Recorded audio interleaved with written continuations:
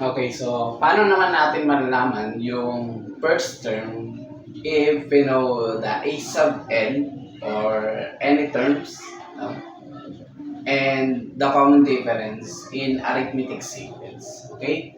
So, for example, let's say a sub 21 is, wait, what? A sub 21 is, let's say, negative 96. Okay, negative 96. And our common difference, let's say, negative 5. Okay? So, how can we find the a sub 1 or the first term? Okay, kasi usually sa arithmetic sequence, laging given yung a sub 1, no? Eh, paano naman kung yung nawawala yung a sub 1 or yung first term? Okay? So, again, no, kasi ang alam lang ng students, hanapin yung mga pang-ilang terms. Okay? So, again, using this general term ng arithmetic sequence, magde-derive tayo ng formula, no, in terms of a sub 1 or yung first term. Okay? So, this formula, paano ang gagawin natin? Kailangan ma-equate natin in terms of a sub 1. Siya yung matitira sa isang set na equation. So, paano gagawin yun? Of course, i-transpose lang natin tong positive n minus 1 or positive the quantity of n minus 1 times d. Okay? So, ano matitira? Of course, yung a sub 1. So, if we transpose these whole terms in the left side of the equation, it will become negative kasi dito sa right side na equation, it is positive. So, kapag nilipat natin, that is negative. So, now we have a sub n. Pag transpose that is negative the quantity of n minus 1 times d. And that is our a sub 1. Ano yung a sub 1? Yung first term. Kasi yan yung hinahanap natin ngayon.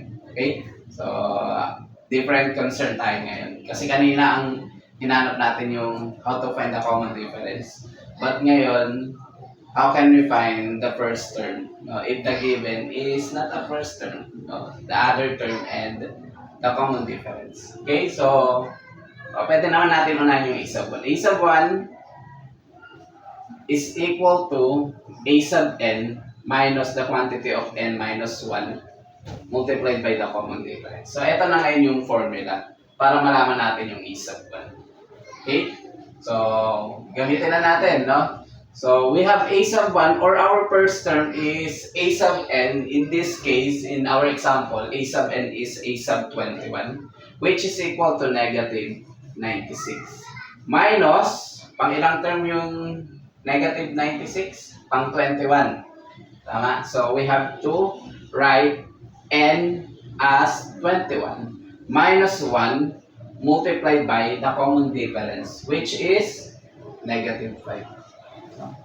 Paalala ko lang sa students, no? Usually kasi yung mga students pag naglalagay dito, ang common difference, lalo na kapag negative, no? Ganyan, hindi nila nilalagyan ng parenthesis, which is wrong, no?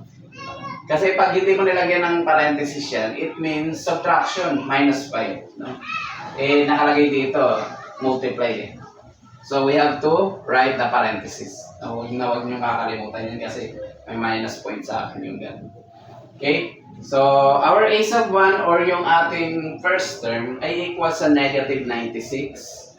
Okay? So, gamit pa rin yung PEMDAS rules. Laging inuuna yung operation inside the parenthesis. So, in this case, we have 21 minus 1, which is equal to 20. Okay? Multiplied by negative 5. Okay? So, a sub 1 is equal to, so using the MDAS rules, we have to multiply first before we add. No? So, it means we have to copy the negative 96 rather. Then, we have to multiply negative times negative. And that is positive. Okay? So, negative times negative, and we have 20 times 5. That is 100. Okay? So, anong gagawin? So, in the rules of adding integers, if we have different sign, it means we have to subtract the numbers and copy the sign of the greatest absolute value. So, because 96 is negative and 100 is positive, we just subtract 100 minus 96. So that is a sub 1 is equal to 100 minus 96 is 4. What is the sign? We have to copy the sign of the greatest absolute value.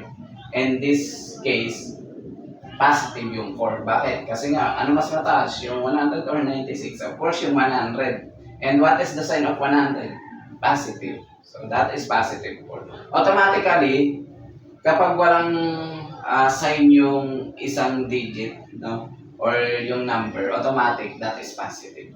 Okay, so, our first term in the given example is number 4.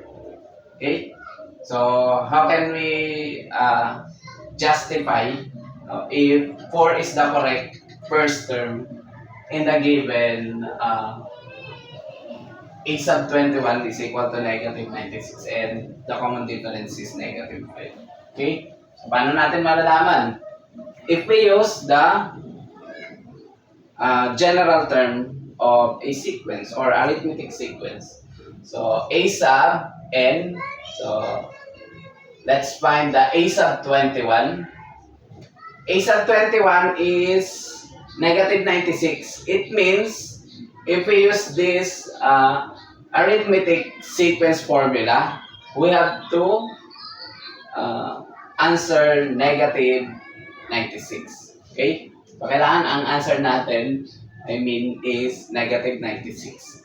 Okay? So, gamitin natin. A sub 1 is, ito yung nakuha natin. Dito natin mag-justify kung yung A sub 1 ba na 4 na nakuha natin ay tama. Okay? So, 4 plus, ano nakalagay doon? Plus, parenthesis, ano yung n? Yung 21. 21 minus 1.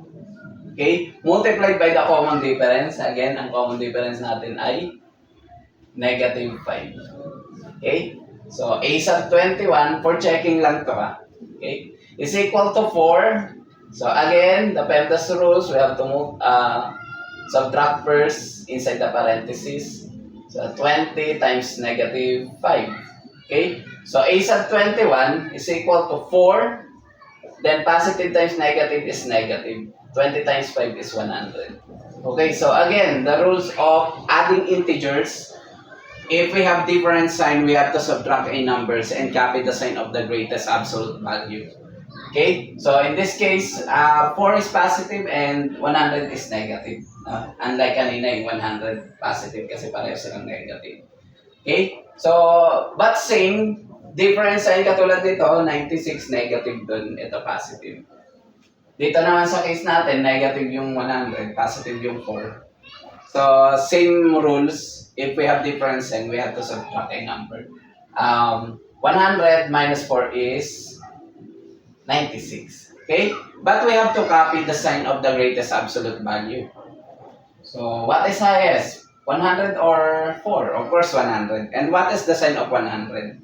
That is negative. So, we have to copy negative. And it is the same as our given.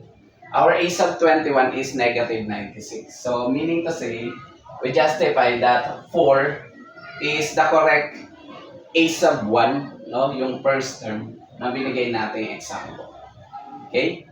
Yun lang. Next topic is, or